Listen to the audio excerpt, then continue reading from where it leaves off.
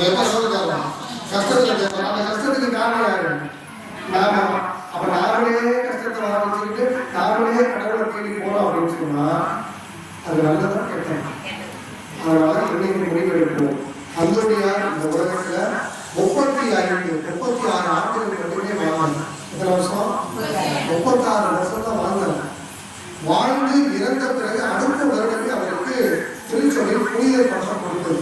அவர் எந்த புனிதருக்கும் கிடைக்கல. அவருடைய நாக்கு இன்றும் அழியாமல் இருக்கிறது. நம்ம நாட்டில் என்ன ஆகும்? உடனே செத்து போனோம். ஏன்னா அந்த அளவுக்கு பக்கத்துல வீட்டுக்காரங்க சண்டை போட்டு திட்டி நாட்டுக்குள்ள என்ன இருக்கு? முதல்ல கட்டளை சிவன் போட்டு கரையாகுது. அப்புறம் தேவையில்லாத விஷயங்களை கவனிச்சு அடுத்தவங்களோட வாழ்க்கையை கெடுத்து நாட்டில் என்ன ஆகுது? நாட்டும் பரிசுத்தமாக இருக்க மாட்டேங்குது. நம்முடைய ஆன்மாவும் தூய்மையாக இருக்க மாட்டேங்குது.